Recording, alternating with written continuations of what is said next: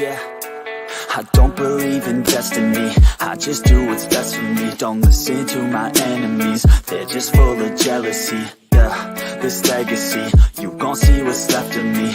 You gon' see success in me, you ain't seen the rest of me. I just wanna be the best at what I know, better than the rest, just watch me grow. Put me to the test and watch me go. This is my quest, I'ma make it known. They call me obsessive, oh I know. Call me selective with my notes, call me aggressive with my flow, call me offensive even though Joe, I ain't gonna lie, life's tough. Try to get by, life's rough. Try to do it right, it's not enough. Even though you try, you still mess up. But I'm still gonna fight for what I love, still gonna die for what I love, still gonna try, I won't give up, still gonna fight until I've won. They say I'm way too obsessed and I've got nothing left, and I'm not quite there yet, but those words they'll regret, cause I've got something left and I'm not giving in. I will not let them win, I won't stop till the end, no.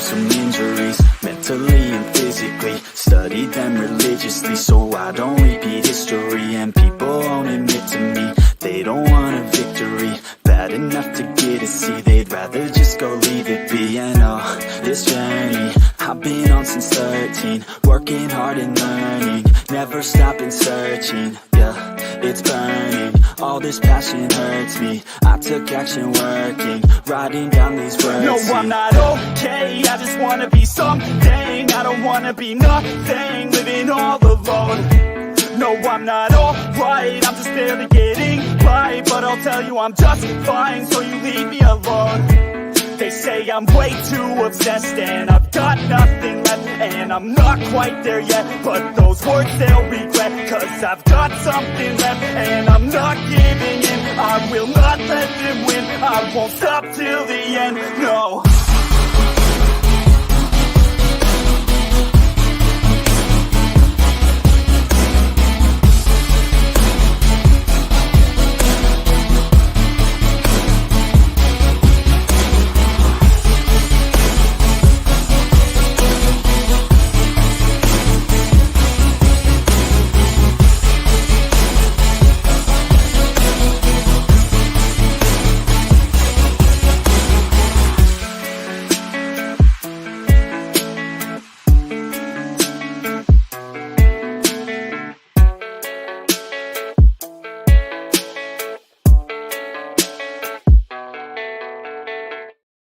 Hey, what is going on, everyone? I hope you guys are having a great Saturday. Thanks for coming and tuning in and hanging out with us.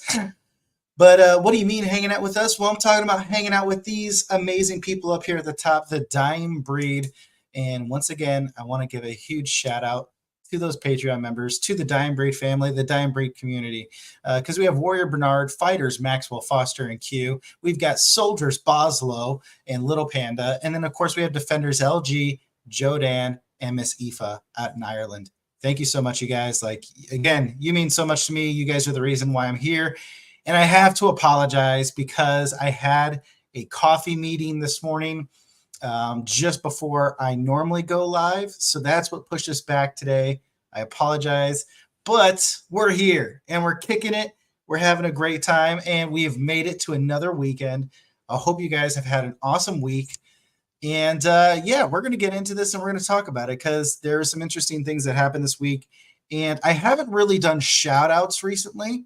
I know when I first was starting the channel and first starting the streaming, I was doing a lot of shout outs to people and giving them, some recognition or some attention. I don't even know, appreciation. And we're going to do that today because, man, there was some stuff that was said that just, it means a lot. And I don't want it to go like unnoticed. And I want to make sure I share some of that with the other people in the community. So thanks for being here. Thanks for hanging out. I am also really proud to say and blown away at the same time that the YouTube channel has now reached 78 subscribers. And that blows me away. Like, I reflect back and I remember when it was just like 5 people, and then it grew to like 12. And then it was like 17. Then from there, it got to like 21. And I was blown away. I was like, this is insane. This is crazy. Why are 21 people subscribing to the YouTube channel? And it has continued to grow. And we are at 78 subscribers now. I just want to say thanks. And I hope you guys are really appreciating the channel. I hope you're appreciating the content. And hopefully soon we'll be getting back to some author interviews. There's a reason behind that. I don't know if I'm really ready to necessarily get into all of the reasoning why it's been on pause, but one of the reasons is we were supposed to have Benjamin Keary come on. He's currently writing his next book and he wanted to push it back. So I'm really excited about that discussion. We are going to have that live interview together. And then there was another author that was scheduled for this weekend, but they also had to pull back on their calendar due to some issues. And I think that person is going to become more available here soon. But it's one of those things where I just was like, dude, don't worry about it, right? Like, I don't want authors to stress out about coming on and talking. Some people like to be a little bit more, to themselves, and that's fine. So to me, hopefully you guys understand, and hopefully we'll get some other cool authors in here. And as many of you know, the reason why, or one of the reasons behind my interviews, is I want to at least try to read everyone's work before I bring them on. So I feel like we have a better connection together. And as you guys know, my schedule is just crazy with now working a 9 to 5. So I don't have as much time to read as I would like to, but hopefully soon we'll get back to some author interviews. So now let's go into our chat, because of course we just mentioned Warrior Brandon Bernard, hail TJ, hail the Dying Breed, and go Lions. Dude, I'm so pumped for tomorrow. Like, I'm so pumped. I was thinking about it. What do I want to do this weekend? Like, I really want to get out to the coast, but I also want to get some writing in. I still got to do some food prepping. Like, what am I going to do? But we got the Lions, and I really want to smoke a cigar this weekend. So tomorrow, I plan on going into the cigar shop where there's a lounge, watching this game, smoking a cigar, and let's go. I'm so excited. Thanks for being here, brother. I appreciate it. Wolfie is in the chat. Hail TJ from Little Panda Aiden. Hey Aiden, how's it going? And of course, hashtag Duck Squad. Yo, in book 3 of Bloodbath, I have a mention of the Duck Squad. And then, of course, I have another mention of Duck Squad to surprise you guys. Yes. Why are we the Duck Squad? I really don't know.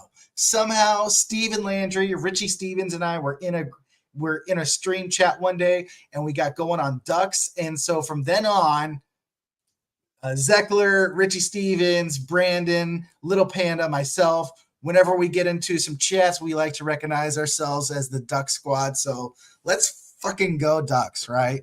Great to see you guys. How's settling in after the move? You found a good pattern for writing. Lucas Clark, the OG, you guys. If you guys remember, Lucas, book 2. Book 2 of The Dying Breed is dedicated to Lucas, because this dude was the OG, the first Dying Breed member, the dude that helped me at the very beginning writing book 1. Would not be here without this dude. So Lucas, hail to you, good brother. It's great to hear from you, man. How is settling in after the move? It is settling in pretty good. My routine has actually shifted just a little bit because there's not as much football to watch now, unfortunately. But now they're bringing up the spring league, right? The UFL, where they combine the XFL and the USFL. So I don't know how much writing I'm actually going to get done because I love my football. But right now, the writing is going good. I normally get up at 3:30 in the morning on Mondays through Friday, and I try to get an hour and a half to 2 hours of writing in. And now this last week, I haven't been in the gym as much. So I've been writing in the evening as well to try to make up for my word count or add to my word count. So this week we actually was pretty decent as far as the writing is going. So we'll talk about that a little bit more in depth here, but that's to answer that question.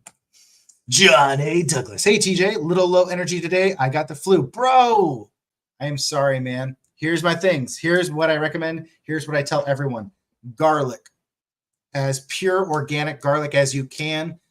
Consume as much of it as you can. It is a natural immunity booster. It does amazing for you. Elderberry syrup. I love elderberry syrup. Natural honey, like pure organic natural honey from your local area. I've got 2 different organic honey jars from local farmers here in Oregon. One, it tastes amazing. Oh my God. It's so good, but it also is great for you. And here's another thing that I found really surprising. I tried it out. My last sinus infection, I was going through some stuff. I was having a hard time sleeping at night because I was coughing. And I saw this video on Instagram. I didn't know to believe it or not, but I cut up a red onion, sliced it up, put them on the bottom of my feet, and then you saran wrap your feet in the onion together and then put like a wool sock on it to really keep it closed. I did not cough that entire night at all. As soon as I got it wrapped up and as soon as I lay down, no coughing at night. So try it out. Obviously, I'll have to wait to get another sickness, which I hope will not be for a while. But I'm going to try that out again. But the garlic, the elderberry, and the natural honey, bro, I preach those things. I've preached them for the last 2 to 3 years since I started adding those into my stuff, and it has helped tremendously. But I hope you feel better, brother. And also, thanks for being here. Miss Aoife, hey, TJ and everyone, happy weekend. I was actually going to mention you, Aoife, in a little bit. So I'm great to see that you're here and hanging out with us. Thanks. And of course, the Quack Pack leader himself, Stephen Landry. Bro, oh, love you, dude. Oh, you're so awesome, man. I was literally thinking about you the other night, maybe in bed while I lay there, snuggled up and just imagining you were with me. I don't know. I can't confirm or deny. But I love you, dude. You're so awesome. Thanks for coming and hanging out. And of course, I assume Miss Tori is with you. I hope she is because we absolutely adore her as well. Lucas, I just happen to be good friends with an undiscovered author. Glad to see you flourishing. Well, thanks, dude. I don't know if maybe flourishing is the wording we should use. Maybe just like at least keeping my head above water while I like dog paddle. Ugh. But we're still here. We still made it to the end of the weekend. Zeckler, the Quack Pack. Dude, I am actually going to talk about you too. This is awesome, man. I was going to talk about you, Miss Aoife, Charles Dean, Richie Stevens, Brandon Hogg, which for those of you who are kind of in our little circle of community, you already know who these awesome people are. But yeah, I was going to mention you guys here in a little bit. So thanks for tuning in, man. Like, this is really awesome. Okay, I'm all over the place. It's so great to see everyone here. Thanks for coming in. Let's get to the writing updates. So the writing updates, at the end of this week, we are now sitting at 100,946 words written since November. And as you guys know, it's a little weird. I kind of look at my year writing from November to November because of the last year's challenge I had with 2 other authors. 20 Books to 50K Vegas is a conference in Vegas, and it's in November. So that's where I set those parameters. So from November, when I finished that conference and started writing for this next year to today, we're sitting at 100,000 words. And it's crazy to see Lucas in the chat because, dude, like, remember when I was first starting out and like those first like 10,000 words, 12,000 words, now to think of like, oh yeah, I just did 100,000 words in the last, 2 months, 3 months. It's crazy for me to think it like that. It's crazy for me to see like in January alone or in December, I wrote 43,000 words. And when you put yourself back at the very beginning, which is kind of what we're going to talk about here in a minute, when you put yourself back into the beginning, and that's when you look forward and you're like, holy cow, like we really have accomplished a lot. So we're sitting at 100,000 words this year alone already. Why? Because of the routine.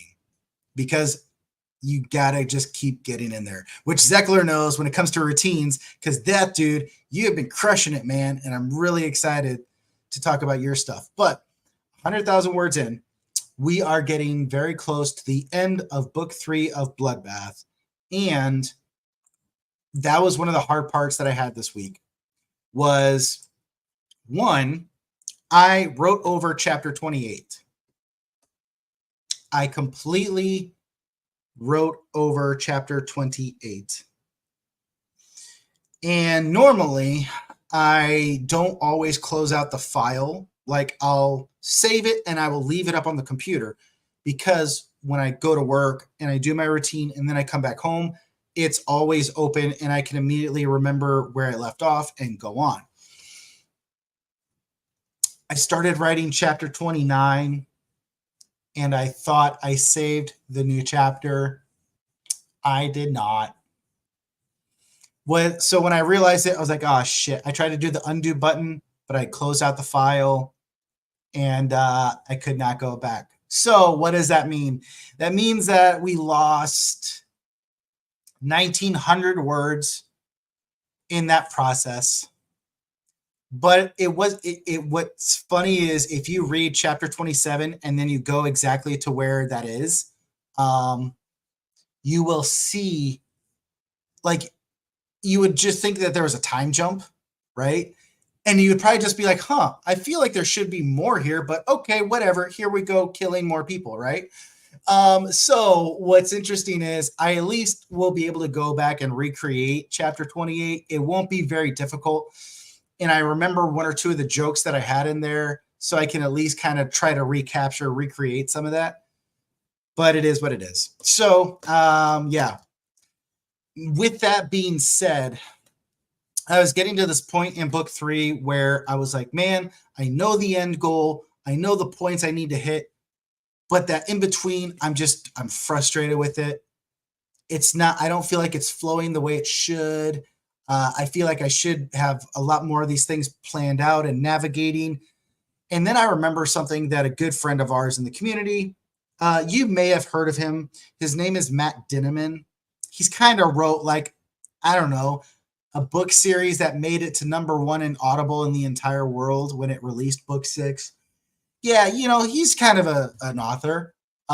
Anyways, I had the amazing time of getting to spend some one-on-one time with Matt in Vegas.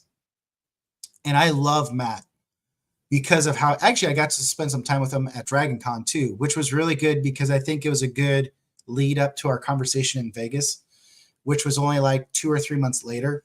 And I asked him a certain question.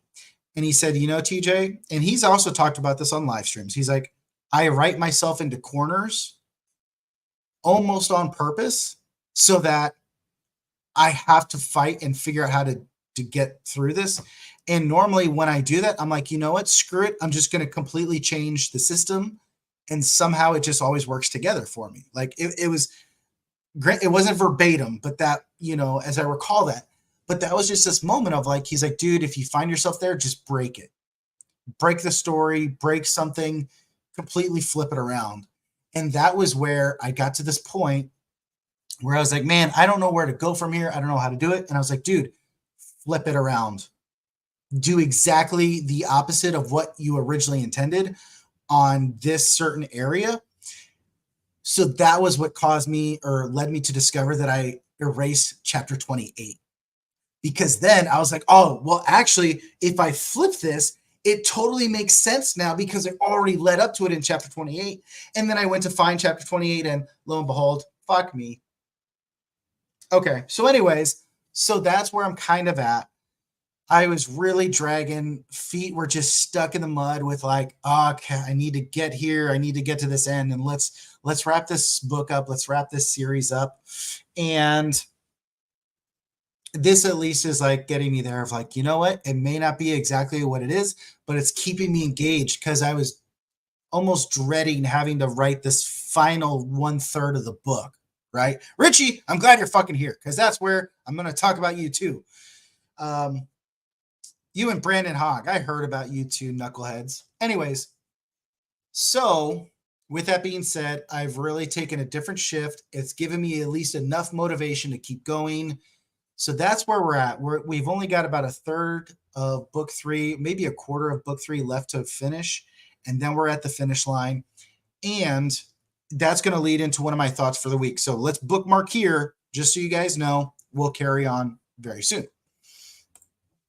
It's funny to look at everything in life that way. Reality is practice and experience, which makes all the difference. That and a healthy dose of discipline. 100%, dude. 100%, Lucas. Love you, dude. Fuck, I love you. Such a great dude.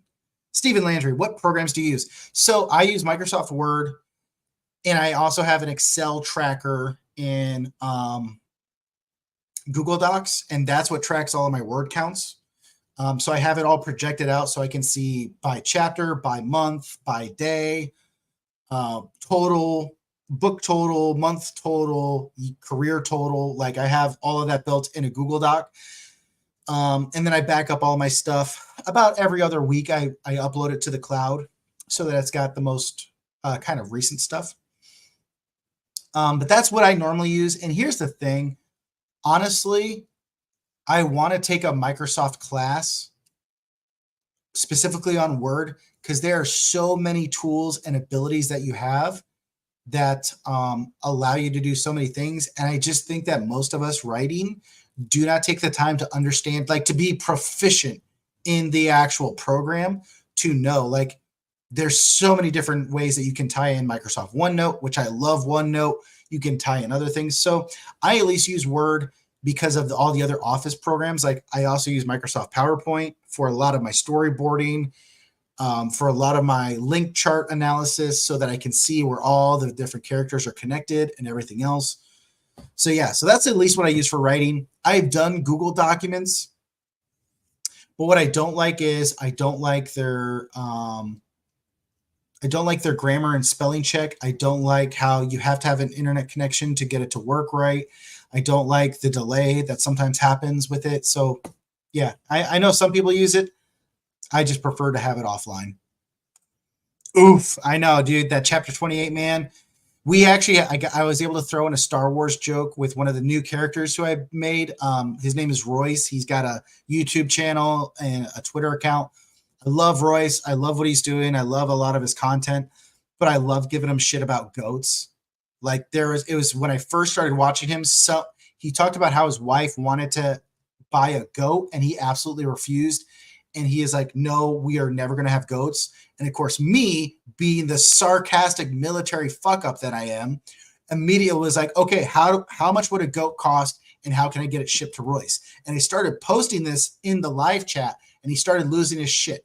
Ever since then, me and a few other people have literally been pestering him about goats. So that's where Royce, I gave him a character in book 3 where he's a goat farmer with his wife and with his wife Rose.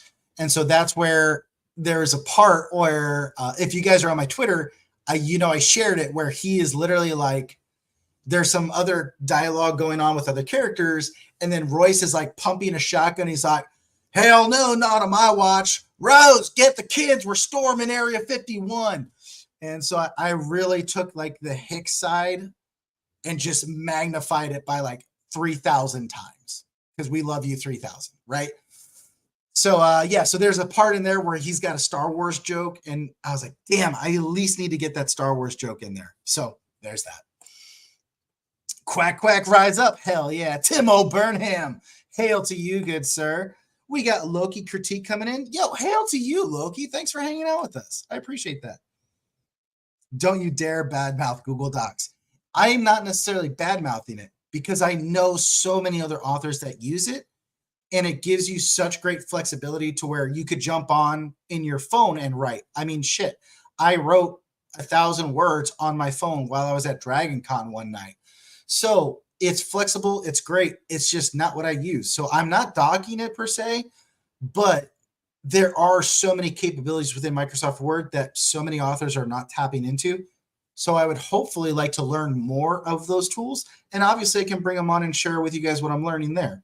But yeah, use whatever you need to, right? The biggest thing is if you want to start writing your book, just start writing your book. Does it really matter what program you're using? Fuck no. Just start doing it, getting it done. Hell yeah. Timo, goat fund me. Hell yeah. Tori hates goats. She spent several hours once killing goats in Elden Ring. Oh my god. Well, now we know exactly how to torment Tori. Oh, and Steven, I also added a character for you recently. I can't talk about it, but your name has already been mentioned. And Richie, excuse me, Richie and Brandon Hogg and Joel, your characters are going to be coming up here very soon. So yeah. So that's the writing, guys. 100,000 words in this week. We got some good writing done. And so right now, what I can at least tell you guys as far as the grand total scheme of things, we are looking at book 3, Call Sign Bloodbath. Yeah, we're almost getting to the finish line. So by the end of, I think we're still on a good track for mid-February to be done with the book. It is in editing right now with Daniel P. Worley. So his goal is to have book 1 done by the first week of February. So if that's the case, everything will line up almost perfectly where I will get to finish book 3, send him book 2. Then I will be able to do edits on book 1, the second final pass, get it ready for Amazon. Then he'll have book 3 or 2 done. Then he'll get book 3. Dude, like things are in motion. Like when you get the routine, holy shit, it's just a machine. And so it's going really well. I'm excited. So that's that update.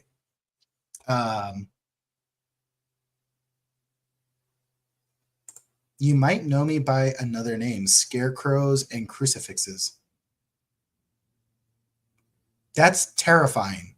I want to say you are Kaylin Wilkinson. Let me know. But that's what I feel like. Because that's the first thing that comes to mind because your Star Walker book, which is a really great read, a really fun read. I loved it a lot. Had scarecrows and crucifixes in it. So let me know, Loki. Let me know. Oh, word to the quack quack. Hell yeah, the quack quack. Okay, so that's the writing updates. Where we got some other book updates on. Book 3 of the Dying Breed series, Enslavement. The cover is done. The formatting is done. But now we are working on the cover for Thievery, which is... Oops. Ooh, oh, yo. I literally was looking at the cover right now. I was pulling it up in the email because Svetlana, who is our typesetter, graphic designer in Ukraine, just sent me photos of what she thinks for Thievery. Yo, these are badass. Do you guys want to see them? Do you want to see them? Put in the chat if you want to see these concepts. This looks fucking epic. Wow. Ooh. Ooh. Oh, that's fucking cool. See, I knew it. I knew what you guys wanted to see. I think my favorite one is the third one, but you know, I love you guys. And I see my Dying Breed community in here. They all saying that they want to see it. So let's get it on. Bam! Look at that shit. Oh, man, this looks so good. Oh. Okay, so this is the first concept. Second concept, I really like it. I think the second one, I like this down here. You know, this weave as compared to this first weave. I like this distinction of the green and the blue, but I feel like book 1 has already got the blue. Book 3, which also book 3 cover was literally voted on by the Dying Breed Patreon community. That was the cover that you guys wanted. That was what we went with. So This is the one I think I like the most, though, because I love how we have this purple with the orange and the red. But I almost feel like this one needs to just have more purple in it. That is my thoughts. So I think book 3, and I think if we have her make the orange more of a purple, I think that would be the best for me. That's my thoughts. What do you guys think? So I think from looking at the chat, yeah. So Rob, the most recent, agreed, a bit of purple, but that is looking sick. The orange is magnificent. Purple will pop it more. That's what I'm thinking. I think we need more purple. Like maybe if she can do kind of like she did here with the green and the blue, if she can give us more purple in between that and really make that purple punch, like, you know, like a good violet, something that pops. Oh, that's just so sick. Oh. Whoop. Yeah. Hell yeah. Yep. Needs that contrast. That's what I'm thinking too. Because, you know, book 2 was the red and silver. And the original concept for book 3 was purple and green because of it, of all the stuff that's happening in there. So that's where it was like, okay, let's make Golgoth more of this purplish style.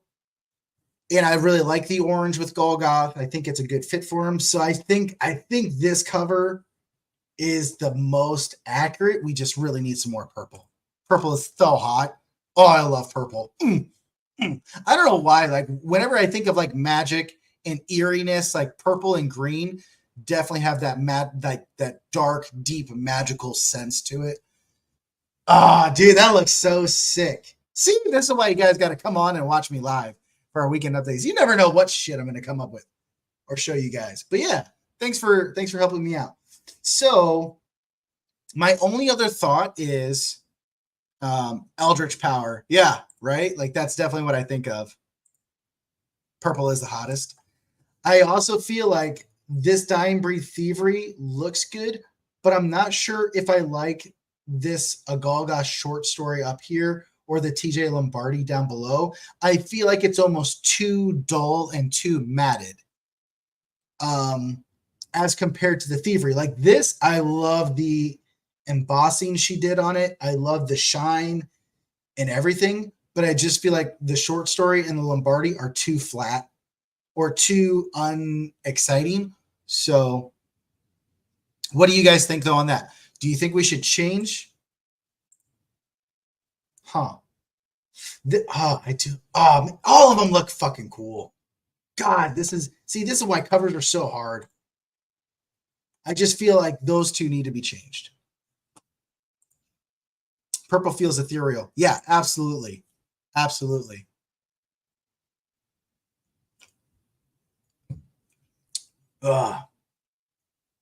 Okay, so that's all right. So the chat has spoken. We're going to go with concept 3. I may ask her to make those few changes, but thanks exactly for being here. So that is the current status of Thievery. We're almost done with the cover. The name gets lost in the orange theme. Yeah, I would say that's, yeah, definitely. That's some great key points there, Brandon. I always check thumbnail view when unsure if details are visible enough. That is a great tip. I like that. Yeah, I like that a lot. That's a great, thank you, Aoife. So the Thievery cover is almost done.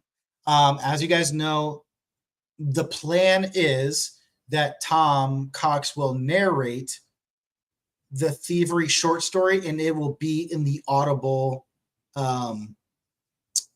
version of book 3. So if you guys get book 3 Audible, you guys can have the short story on the back side of that as well. It'll be all one thing. The other thing too is, so Thievery will have its own little paperback book by itself. And additionally, it'll be on ebook but it will also be within the paperback of book 3 and the ebook for book 3. So it'll be added in there for bonus content. So that's the goal. That's where we're at. Book 3, the cover is done. Everything is pretty much ready to go. And you know what? Since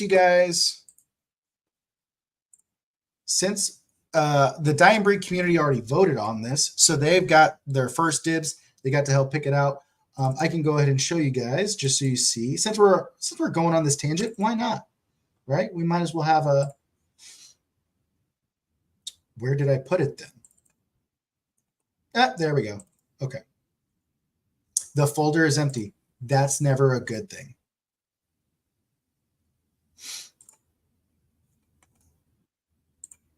We're having another chapter 28 day.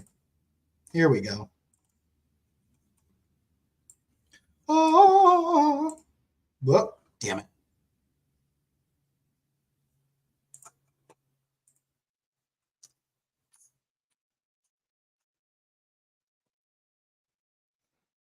Dun dun. So this is going to be the final cover for book 3. Obviously the paperback. Absolutely loved how it came out. We did have some extra room down here to where we could have added some of like our beta readers, feedback, things of that nature. But I just decided, I was like, you know what? It's going to be fine without that. I'd much rather just have it clean and done.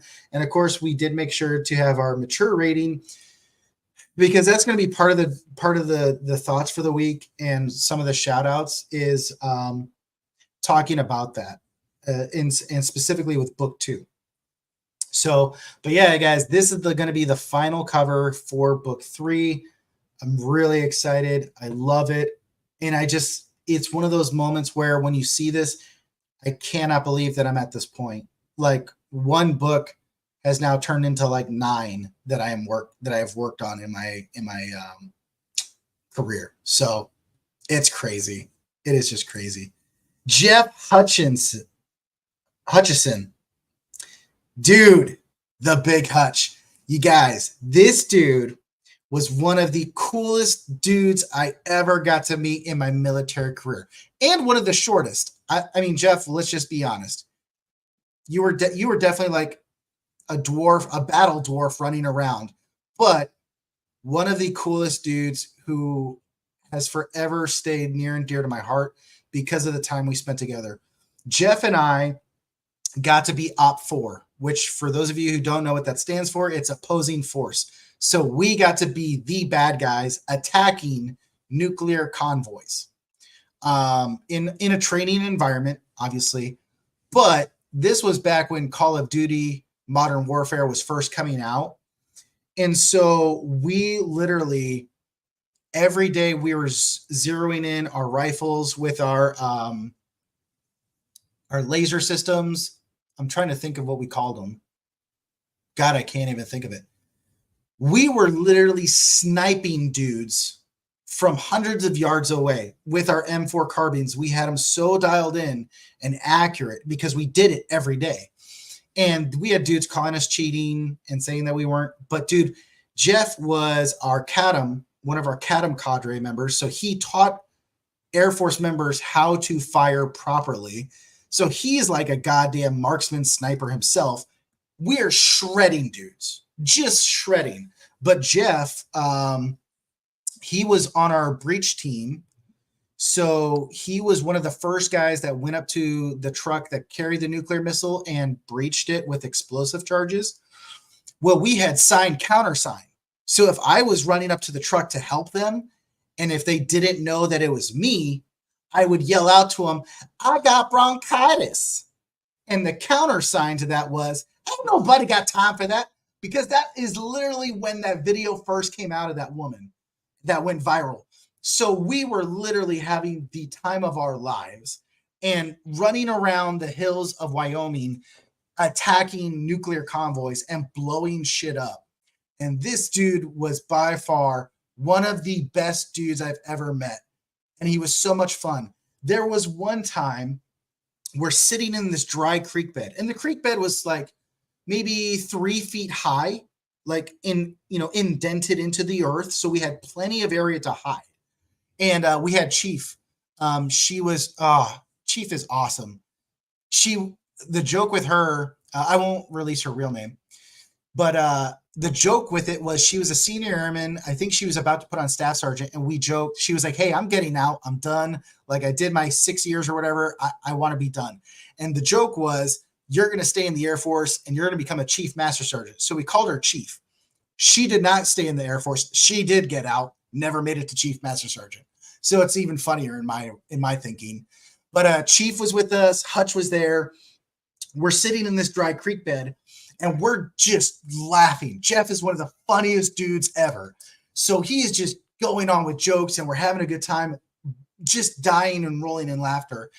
And all of a sudden, thump, thump, thump, thump, thump, thump, thump, the Huey helicopters come soaring in over the area because they were the recon units for the convoy. And instantly, like, we hunker down and we're like, oh shit. And we start whispering, like, oh shit, man, if the Hueys are here, flying low, they're trying to see where we're at. The convoy is like in its final approach to where we're going to attack it. So we're hunkered down, we're whispering, like, oh shit. And Jeff all of a sudden is like, why the fuck are we whispering? And we kind of look at him. He's like, they have headsets on inside the helicopter because it's so loud that they can't hear one another 2 feet away from each other. And we're whispering because we're afraid that they're going to hear us? Fuck that. We died laughing and started just talking normal again because he was absolutely right. We were terrified and wanted to start whispering for no fucking reason. So anyways, yeah, I literally just, dude, it's so good to see you, man. Thanks for coming on and hanging out with us. But anyways, just so you guys know, that is who Jeff Hutch is. And Kansas City Chiefs fan. So don't worry, Hutch. I hope the Lions make it to the Super Bowl, and I hope the Chiefs do so we can crush you again. Because I remember first game of the season. Let's fucking go. Yeah, great times, man. Thanks for coming in. Okay, so that side story tangent is done.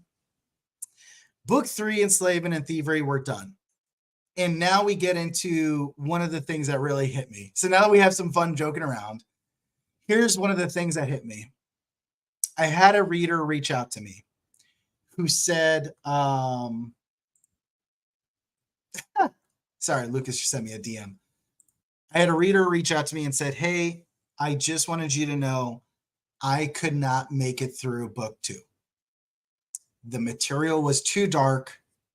The material was too disturbing to me for personal reasons, and it was not your writing. I just did not realize that you went that dark. And I said, I'm really sorry. I'm sorry if it, personally affected you, if it brought up some stuff that you weren't ready for. I did my best to make sure I added the mature rating and the content guidance at the beginning of the book. But they did not see that. So they went to Amazon, they rechecked, and sure enough, they said, oh my gosh, now that I see the book page, I see that, yes, you do have the warning at the on the Facebook page itself saying warning, mature content. They then saw the mature rating on the back of the book that I just showed you guys. But because they read in KDP takes you to the first page of chapter 1. It did not take them to the content guidance at the beginning of the book. And as most readers on KDP, some people do not, go back on the pages to capture all of that or see that. So they did not see that. So they were not ready for some of the dark stuff that happened. So I said, okay, well, I'm really sorry about that. I apologize. I tried to tell them what happened in the book. And then they said, oh no, I got to those parts. And I was like, well, then you made it past all the dark stuff.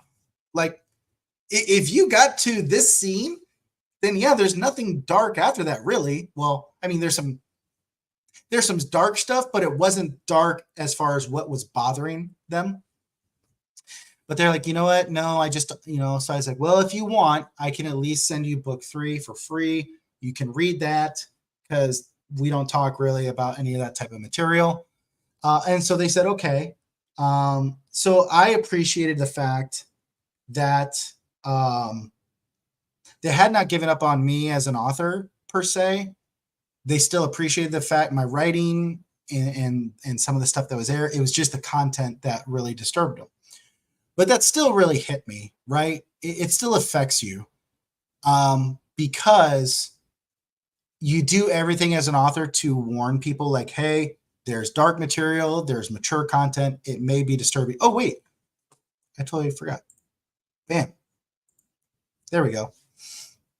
I was really upset because Miss Aoife's name was not showing up whenever I had my old banner because like it was getting stuck behind the skull. So I wanted to make sure I did a new thing so that her name could be seen.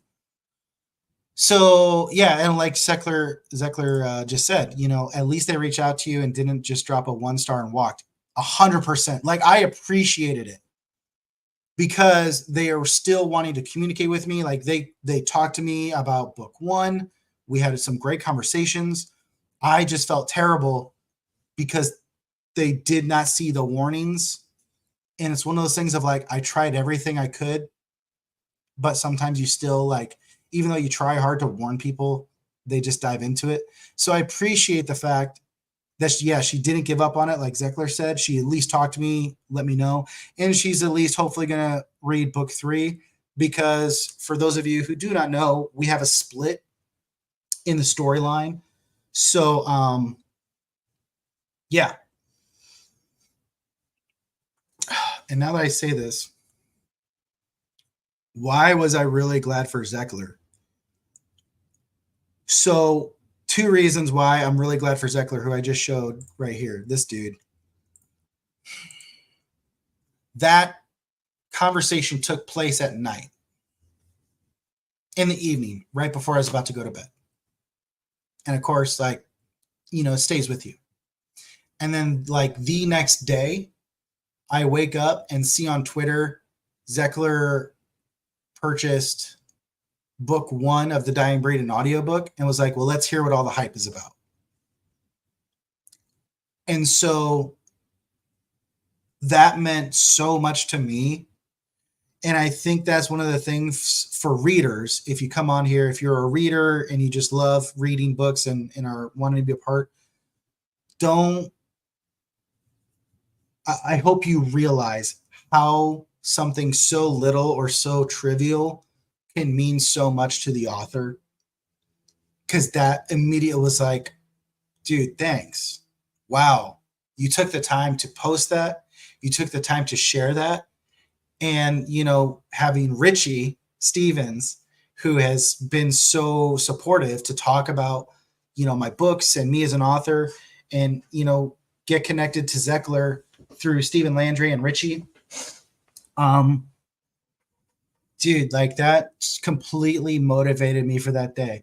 I woke up that morning, like not wanting to write, but because of that post, that was like, dude, this is why you're doing it. And there are still readers out there who have yet to discover your work. Do not give up on this. So thank you to Zechler, because dude, you helped me through a really dark time this week. And then I'm super proud of you, dude, because Zechler has continued to push himself to get into some better fitness for his life. I hope you don't mind. I'm sharing this, Zach, because he posted it on his Twitter. The dude has lost 50 pounds in his fitness journey. Dude, that is so awesome, man. I understand how hard that is. I lost 127 pounds just so I could join the Air Force 18 years ago as a kid. And I have forever had to struggle with my weight, and it's something that sticks with me.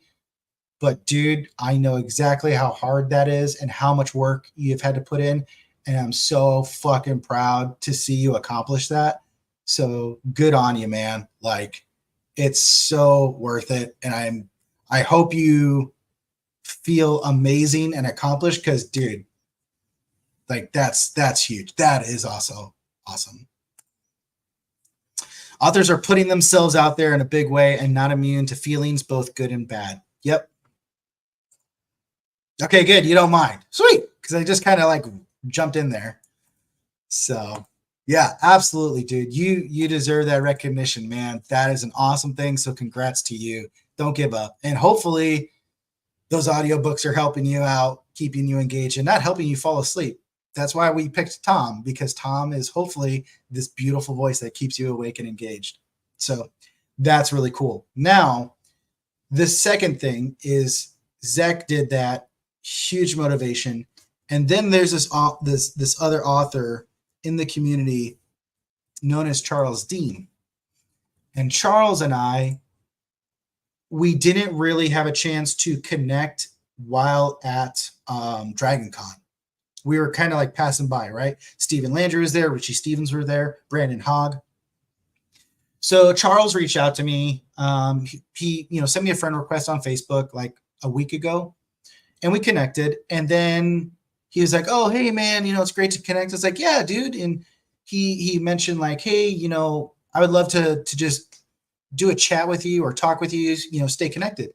And I think for many people, as you know, I try to be as connecting as possible. So I was like, "Dude, just shoot me a text message if I'm free. Absolutely, always down to have a chat." He's like, "Okay."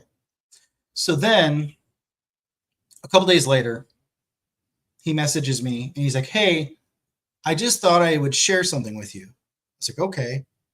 And he's like, "Richie Stevens and Brandon Hogg were down here hanging out with me. They took a little road trip down to hang out. And they just kept talking about how cool you are and how awesome your books are. And I just wanted you to know how loved you are within this community."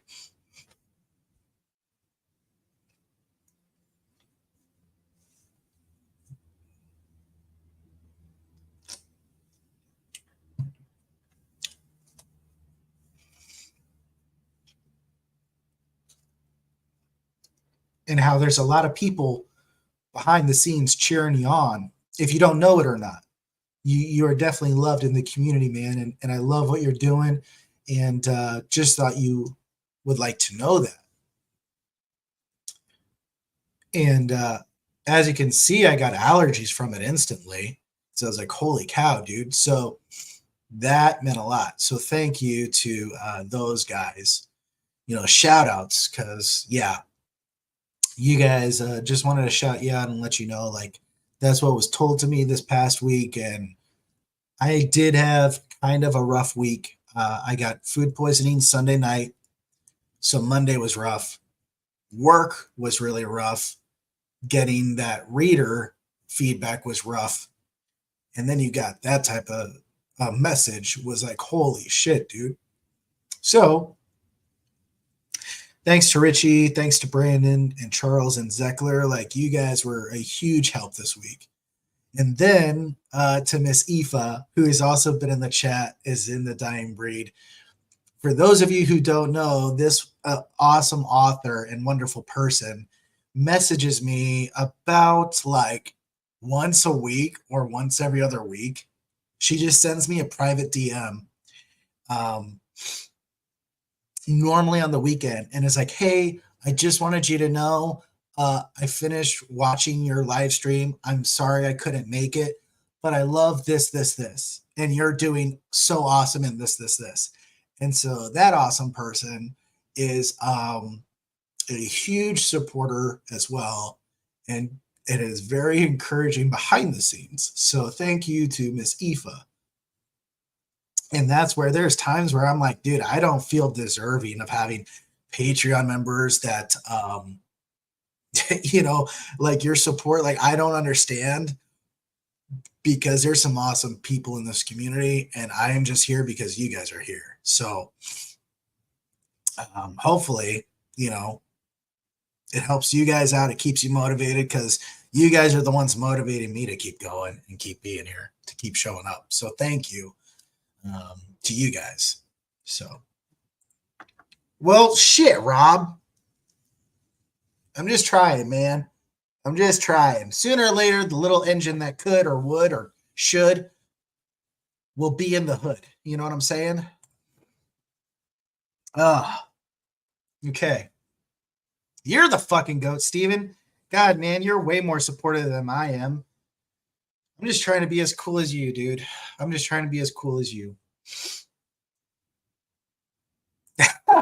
The little engine that gets up at 3:30 every day. It's more like crashes into the wall and furniture as I make my way to the computer and then try to ignore social media so I can get words in. That's where it really is.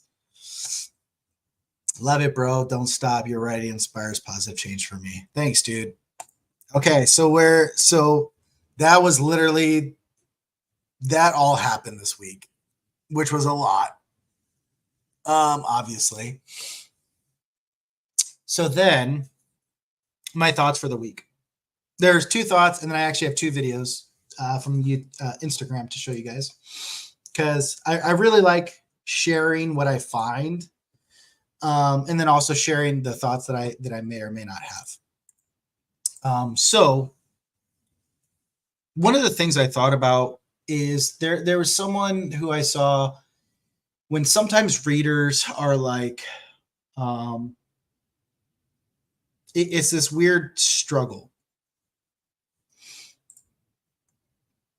You have me in tears now. You're so supportive of everyone. I try. Thank you. But yes, huge thank you to you too, Aoife. So when you're writing, when you first start out writing, you start out writing because you have a story in your heart or a story in your soul, a story in your mind, and you want to do it. What is your biggest priority? Your biggest priority is to tell this story. That's what I feel like. The majority of us want to tell this story, and a few of us get the courage to take those first steps. Then I feel like we get into this position, if for those of us who continue on and start to write more books, we start to forget about telling the story, and we start to get into these thoughts of, how is my flow? How is my pacing? Am I getting the right verbiage in? Am I using the right colors to paint the scene? How is my tone or immersion or intensity, emotions, this? And we get so wrapped around trying to develop the skills while we are writing that we sometimes forget, just tell the story. And I think what affected me was I had a meeting with my editor midway through writing book 3, and he asked me some of these things. He was like, well, what about this? What about that? What about this? And I was like, those are all good points. And I get it, especially in lit RPG, where there's times where people are like, well, you totally gave him this ability like 2 books ago. Why didn't he just use that ability to get out of the cave of darkness and slay the demon that way? Because, bro, when I wrote the scene, I was so mentally exhausted and just trying to do what I felt was best for the character that I forgot, that I didn't think about that I have so much pressure to write this next book because readers are demanding it, that I just was like, okay, well, here's the only thing I can think of at the moment. And so I feel like there's this weird balancing act of, how do I just tell the story and just be genuine to the story while also trying to develop my skills and balance it all out? Because you want to learn the skills and get better at the skills to tell a better story. But if it takes you away from the genuineness of the story, then, and so that was one of the things I really thought about this week. And I really had to struggle with. Oh, JD Glasscock, hey buddy, dude, I literally was writing something with you in it just the other day. So thanks for coming in.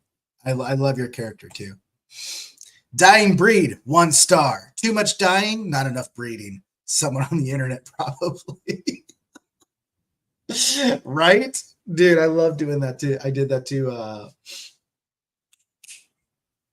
Brian Norton.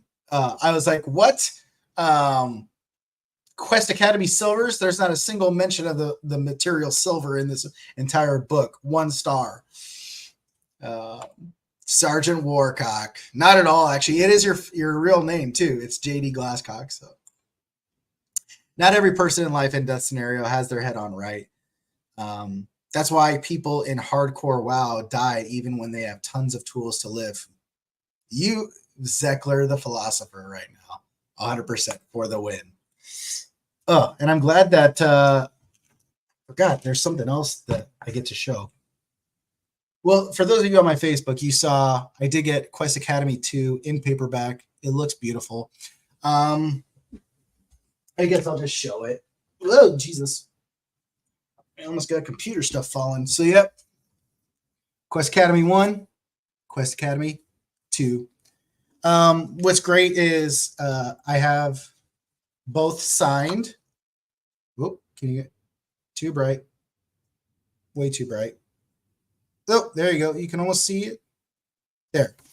You can see some of the writing from Brian to my best friend, TJ Lombardi.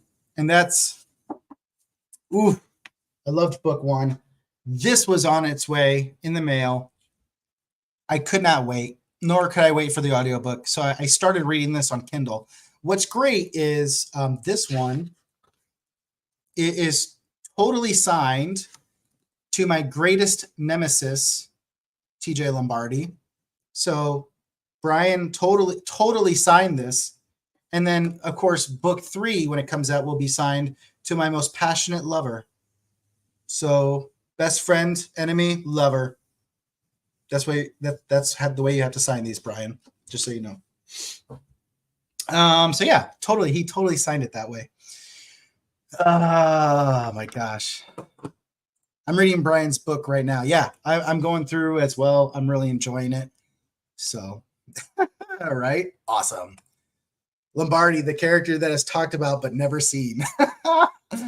I don't know, man. We'll see. We'll see what else is in there. So those books came in. And then, so I'll get to this other one here soon. So then the second thought that I had this week was when writing is like cooking, or how it's not like cooking, or how music is not like writing. You know I've talked about this aspect in part of it, where on Spotify, if I click negative on a song, it only affects my algorithm, right? But it doesn't necessarily deter me from how I think about the artist. There are some artists where they make a song, I do not like that song, but I love them as an artist. I love their other music. And it's that quickly, right? And I can re-listen to that song over and over again. Unfortunately, with some people, they start getting into a book like this and are like, ooh, I don't like this. You know what? I'm giving up. I'm not going to keep reading that author or whatever. I'm not going to keep reading that book. And, there's some people, like I really love Kalen, who was in the chat earlier as Loki. One, I really want to talk to Kalen. Congrats to him on, he's coming out with like a graphic novel of his book, which I think is awesome. I really want to talk to him about that. But like, I admire the shit out of Kalen because he's like 18 with 9 books out already. Like, I know he's gotten negative reviews before, and yet it's like, okay, well, I'm still going to write. And it's one of those things of like, yeah, he's writing. His writing may not be that good because he's starting, but he's getting better. And granted, I did not read his early work, but I read his Star Walkers book, and it was such a great story. So why do I say that? When you first started out cooking, is your first meal that you ever cooked good? If you did not have anyone sit down and teach you how to cook, would your meal come out okay? And we're not talking like a frozen meal that you can microwave in the fucking nuker. We're talking get the chicken, put it in the pan with some seasoning, with some spices. The people that I know who cook really well were taught over years by their parents or someone else who had them in the kitchen and told them, step by step, here's how you do this, here's why you do this, here's the flavor profiles, here's this. And they go on and they enjoy this meal. And so if you don't like the cooking of a meal, do you give up on the cook? Or it's like, you know what? That burrito didn't turn out that well. I guess I'll just order a quesadilla next time, or the tamales next time, or the Mexican pizza next time, or the taco salad next time, or the tacos themselves, right? Do you give up on the chef because you didn't necessarily like a certain meal? And so that was one of the things I thought about, where we're so quick to look at an author and be like, ooh, this author is terrible. I don't want to read them. Did you just not like that book? Did you not like that series? And so I was just thinking about that of like, man, if we gave up on cooks after one bad meal, how would any of us be fed? So, if you had asked me 2 years ago if I would ever read Kalen's books, I would have said no. But this year I read his book and I was like, holy cow, dude, like that was really cool. He and I spent like an hour video chatting, talking to one another about his book. And I was like, dude, that was good stuff, man. The only thing that I wanted more of was more of the world. So I know I haven't posted an official review yet on my Facebook. I have not forgotten Kalen. I will do it for you. But it was so good. So that was one of my thoughts. Just because, we need to be more gracious to authors, I think sometimes. I don't know. George R.R. Martin, dude, like, how could you do that to us? Anyways. JD Glasscock, I'm 76,000 in on my superhero lit RPG in the final legs. Hope your writing is killing it. Dude, thank you, brother. I appreciate that. I have not read his work yet. I say that because I am going to read his work. More than likely, it'll have to be in 2025. So for those on my Facebook, you guys know I already posted my books for the year that I plan to read. I believe I'm going to have more time in the year. So if I do have more time, I absolutely plan on getting Rachel Nee Kirk in there. I would like to read JD's book, but unfortunately, JD, I think I'm going to have you scheduled for 2025, but I am going to read your work, dude, 100%. I do want to support you. Kyle Wilkinson, hello, handsome. Well, hello, you beautiful bastard. I love you so much. A bad review is like baking a cake with all the best ingredients and having someone sit on it.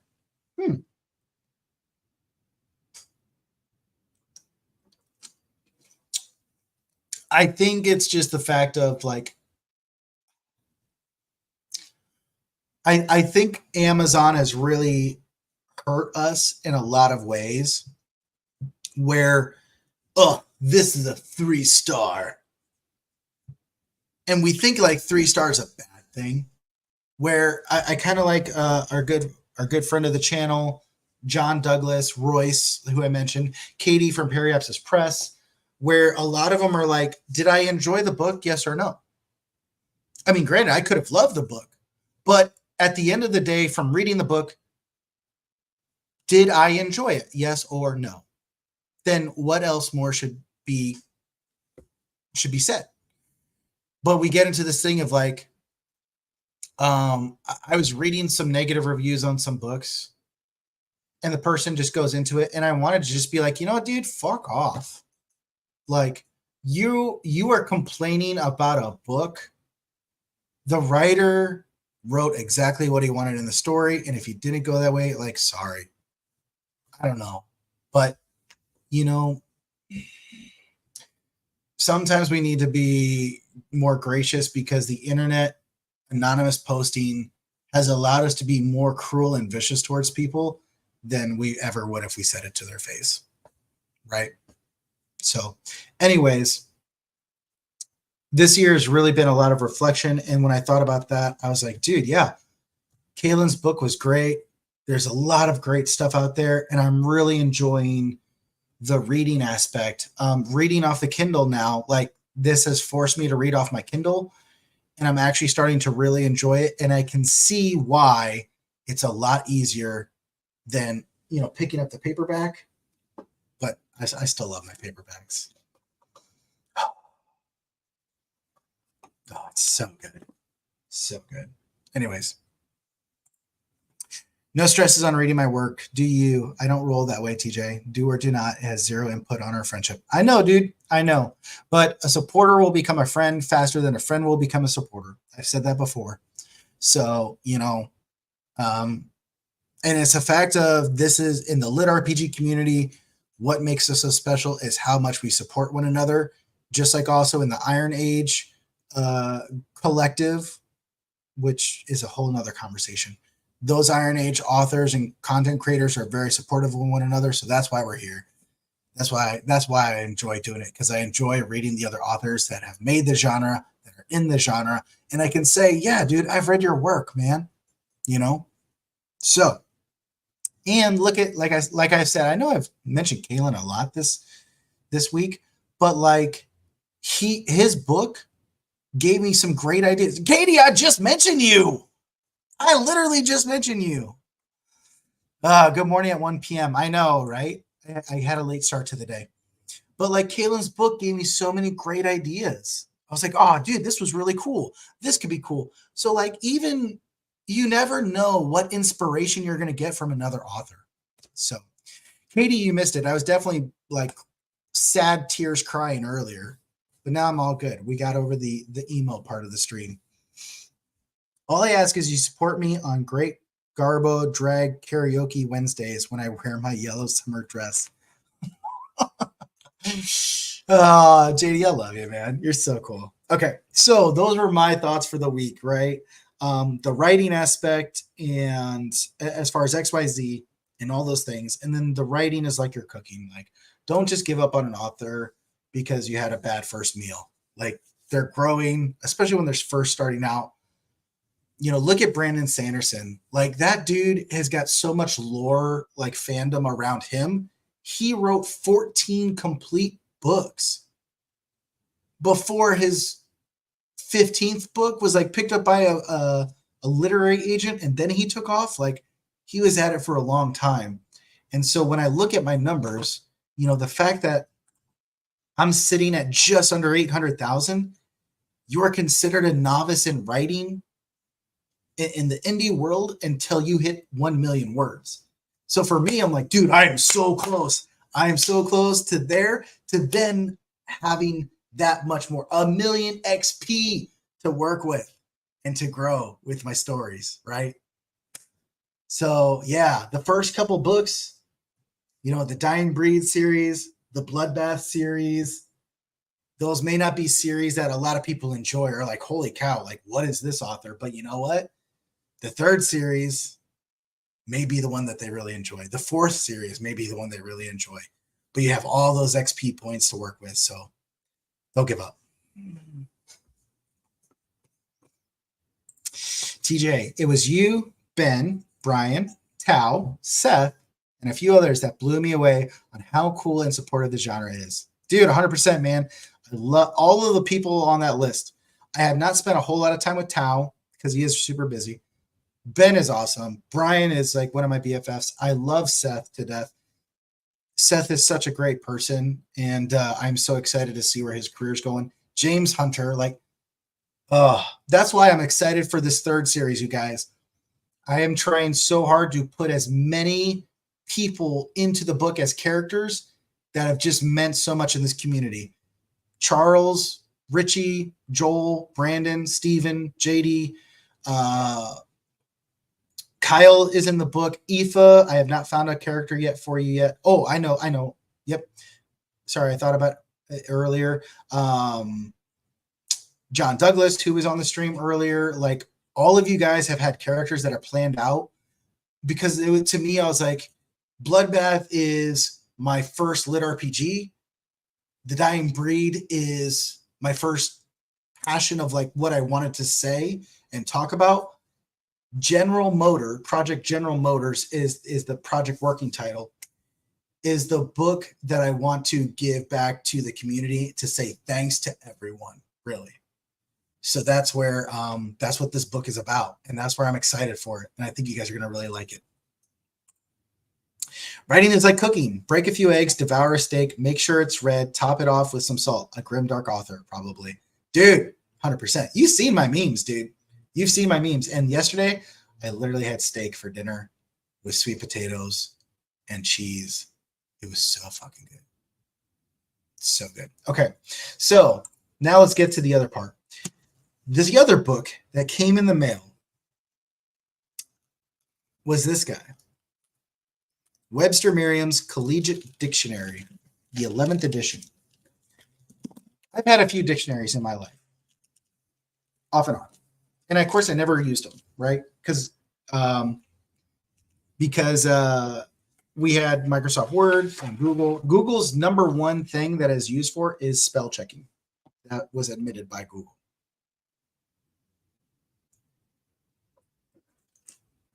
So why did I buy a dictionary?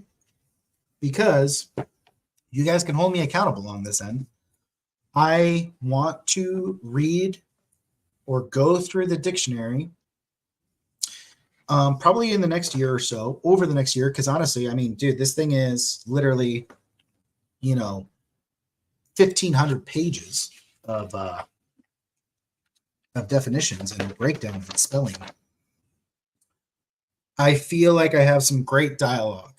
I feel like I have great intensity in my writing for action scenes. But one of the things that I really want to work on is, one, my spelling is fucking atrocious. But I want to continue to grow in my word choice, my verbiage, being more dynamic in growth.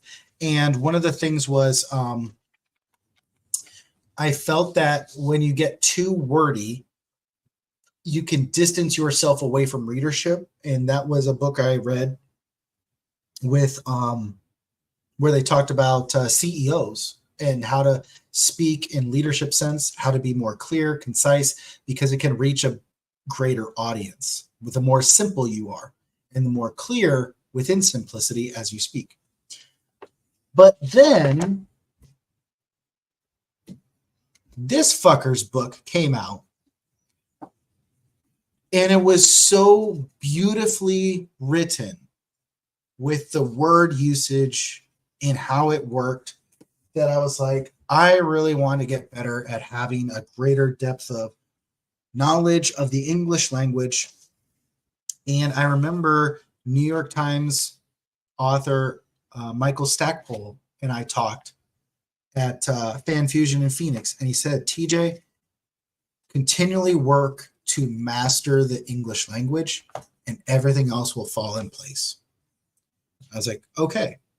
So that was the goal of ordering this dictionary, was to slowly over time go through it, remind myself of all the unique words that we do have in the English language, and try to get better at writing more beautifully and dynamic while adding in all the other skills.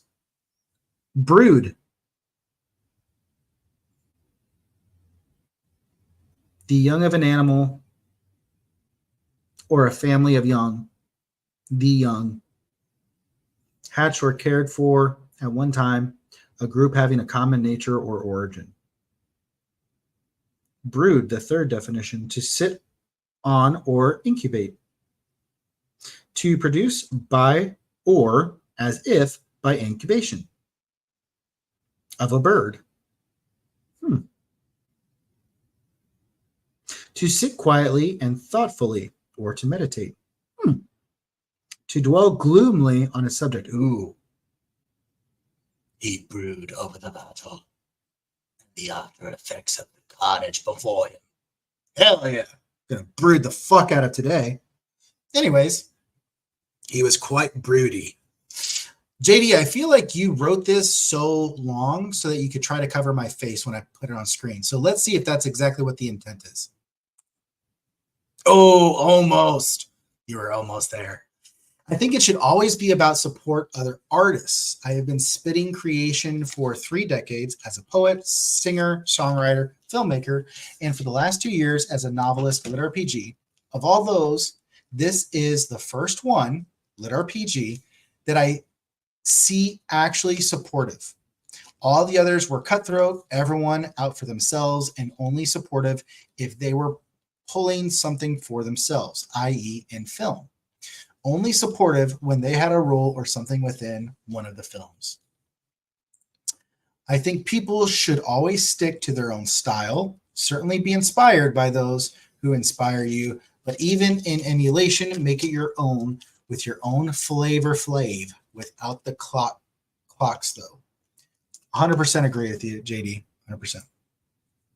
Sorry, dude. I was doing a live writing session on Discord. So glad I didn't miss this. I know, dude. I saw that. Sorry I couldn't make it. I had some other stuff going on as well, but I'm glad you're here, brother. Spider Maxwell, everyone. A bird, like a duck, like a brooding duck. Fuck yeah. Brooding duck. Duck wing. Duck brood. Brood duck. We could go somewhere with this, Steven. One of these days, you guys, Steven and I are going to write a duck book together. One of these days. Not anytime soon, but it will happen. God, what else was I going to talk about? Oh, okay. Needless to say, another huge shout out goes out again to the Dying Breed community. You guys, honestly, your Patreon support literally paid for Thievery's book cover, like you guys saw earlier. It literally paid for Thievery's book cover to be made. I would not be able to afford it or pay for it if it wasn't for your guys' support. So literally, you guys, since joining the Patreon, have paid for editing of Call Sign Bloodbath. You just this month paid for the cover design, Thievery. You guys' support has helped me bring these books to life because I'm at the point where without it, I don't know I'd be able to bring these books to market. So thank you so much for your support. That's what means a lot to me. And that's why I keep coming on here, because you guys are just so awesome and so wonderful. A mighty duck. We're going to do it live on a stream. Hell yeah. Quack, quack, quack, quack. Okay, so let's, mighty brooding duck sat brooding in the sun. It was hot, not cold, as the duck brewed away. Not sweating, though, because ducks don't sweat. They brood. Well, we definitely used the word of the day quite well. All right, so let me share with you the 2 other videos on Instagram that I really speak a lot. And again, like I love to be motivational and try to encourage people. Like if you are on the verge of something, hopefully this will help give you some encouragement. Oh, wait a minute. Hold on. I need to make sure that I have the audio shared.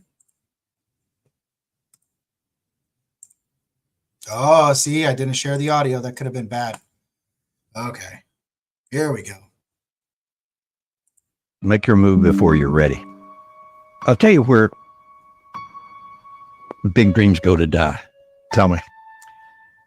They go to the planning place, getting ready place, preparing myself. And it's the biggest con job we work on ourselves. There are so many bones of big dreams in that graveyard where people, it's always something that there's always going to be a set of reasons to wait. When are you going to take the risk? Make your move before you're ready. I'll tell you where big dreams go to die. Tell me. They go to the planning place, getting ready place, preparing myself. And it's the biggest con job we work on ourselves. There are so many bones of big dreams in that graveyard where people, it's always something that there's always going to be a set of reasons to wait. When are you going to take the risk? Make your There's this old saying that if you want to take the island, burn the ships. Commit. And it's not until you do this that things truly begin to change, that progress is made at the highest level. There's this old saying that if you want to take the island, burn the ships. Commit. And it's not until you do this that things truly begin to change, that progress is made at the highest level. There's this old saying that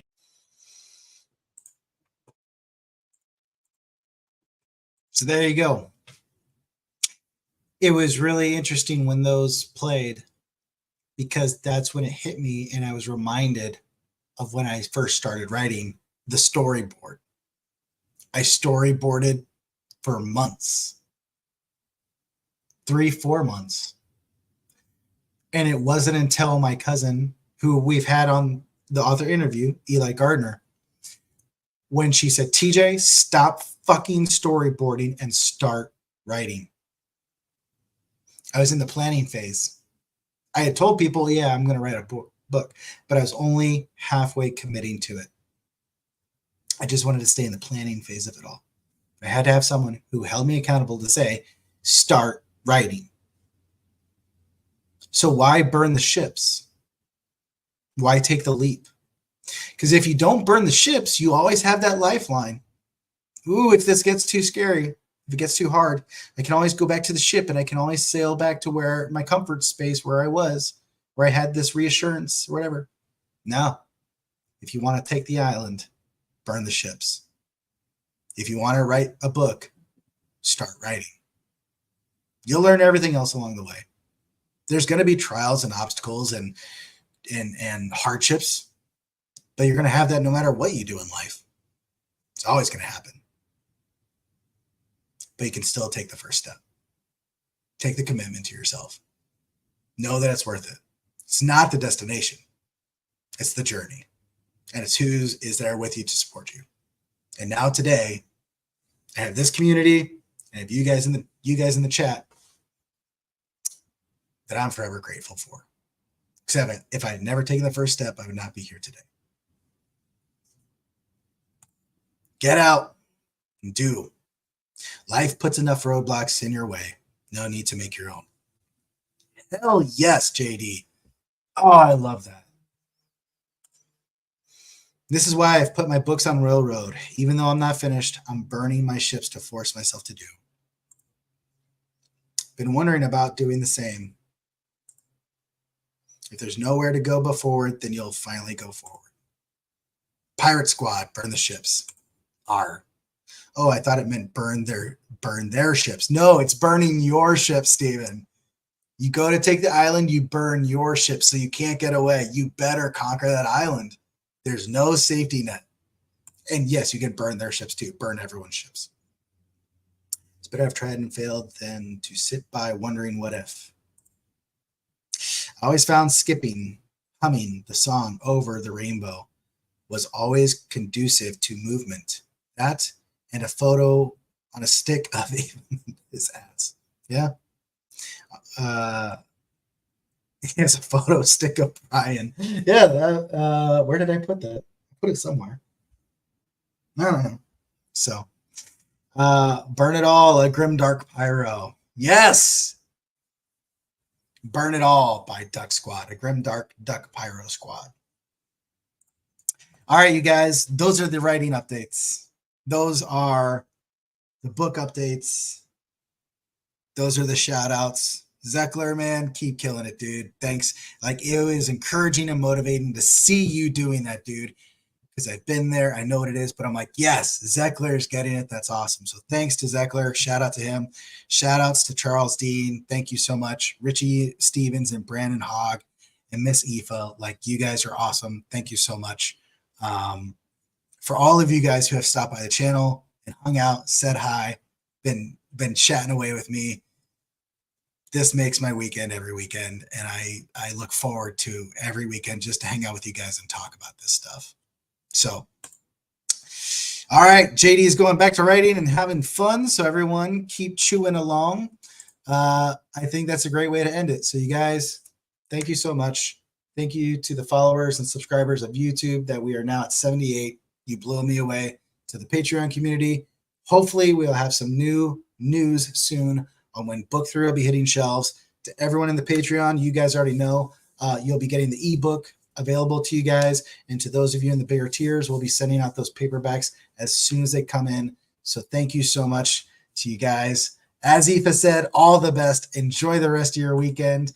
And as our brand song says, The Destiny, don't give up on your destiny. Keep going. We'll see you next week.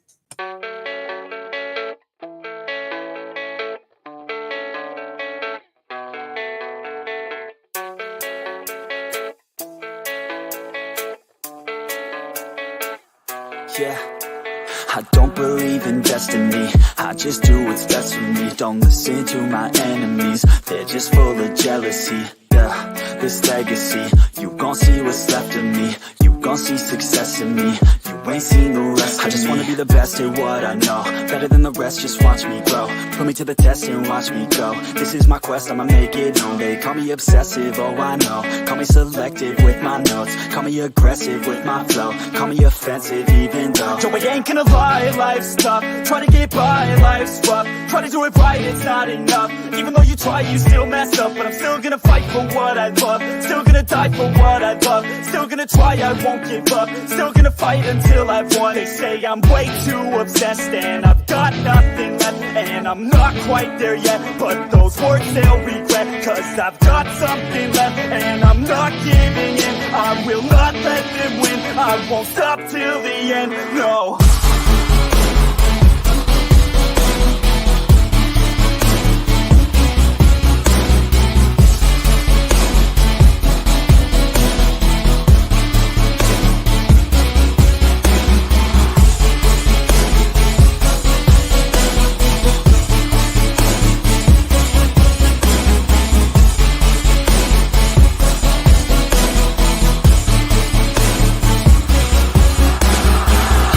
Some injuries, mentally and physically. Studied them religiously so I don't repeat history. And people won't admit to me they don't want a victory. Bad enough to get a C, they'd rather just go leave it be. And oh, this journey I've been on since 13. Working hard and learning, never stopping searching. Yeah, it's burning, all this passion hurts me. I took action working, writing down these words. No, I'm not okay, I just wanna be something. I don't wanna be nothing, living all alone.